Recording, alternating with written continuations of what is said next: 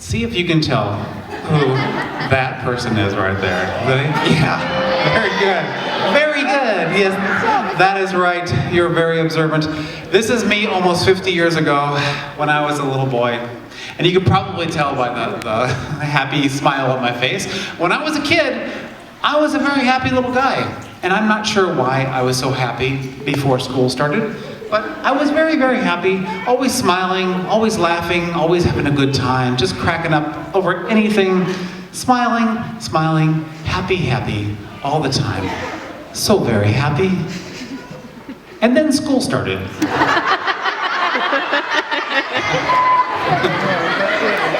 Yeah, school started.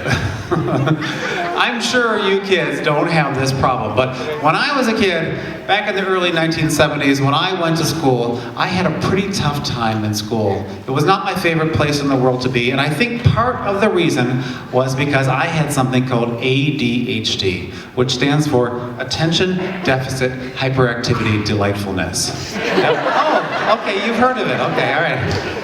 Well, yes, I was a very delightful child, but I had some challenges when I was a kid. Like, I had just one or two challenges besides the ADHD. I had some behavior problems when I was in school, and I was very restless in class, and I was disruptive, and I couldn't sit still. Oh, and easily distracted, and disorganized. Oh, and compulsive and fidgety, and I had some reading problems, and I learned differently than other people, and I was a class clown and a daydreamer and a smart aleck, and I talked too much, and I performed far below my ability. It didn't complete my work very much. I was a misfit, a goofball, and rebellious and bored, and I questioned authority, and I was a poor self-image, didn't listen very well, was repeatedly sent to the principal's office and removed from the classroom, and I was a problem child, made rude noises with my armpits, and I did not respond very well to criticism. So, you guys, you are too kind. So as you can see, one or two challenges when I was a kid. But I think of all the challenges I had when I was very young, my biggest problem was when it came to reading. I have something called dyslexia, and if you don't know what that is, it just means that I have a real tough time when it comes to reading. I'm a very slow reader. Even today, even now I'm a slow reader.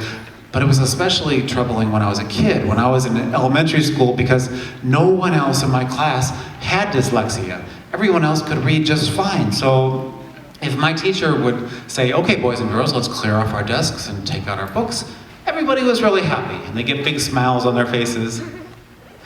But when I had to take out my book, I got all stressed out. And my hair would go like boing, like that, and stand up straight, and my teeth would start. She did not think it was funny.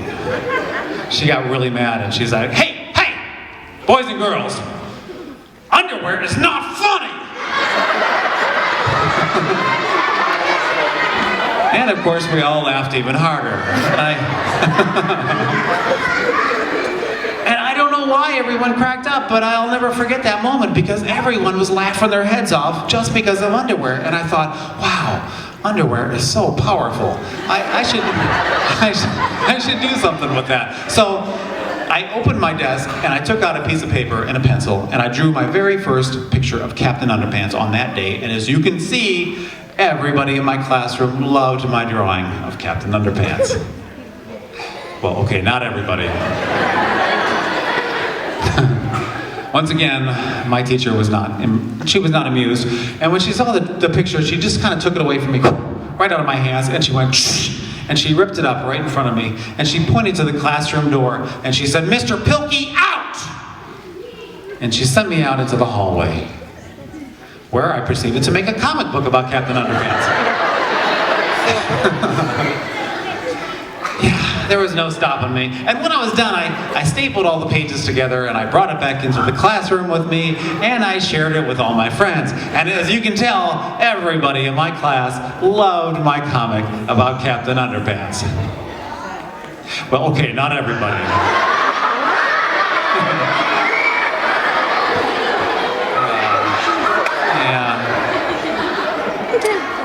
Yeah. Once again, not amused at all. And once again, she took my comic out of my hand, and she ripped it up right in front of me, and she said, Mr. Pilkey, you need to grow up, young man, because you can't spend the rest of your life making silly books. But guess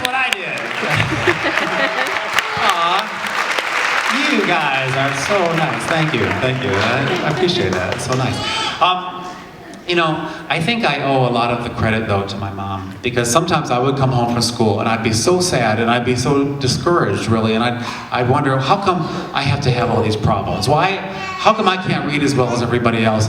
And why is my teacher so mean to me? And why does my principal hate me? And my mom, she always had the best attitude. And she would say to me, you know, honey, maybe you're looking at these things the wrong way.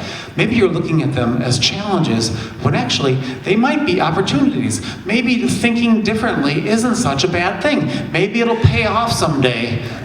And you know what? She was kind of right, because all those challenges when I was a kid, thank you. All those challenges. Thank you. All those challenges really were opportunities, because they gave me the inspiration and the ideas for Captain Underpants, which are really based on my childhood. I never hypnotized my principal, but a lot of it was based on my childhood.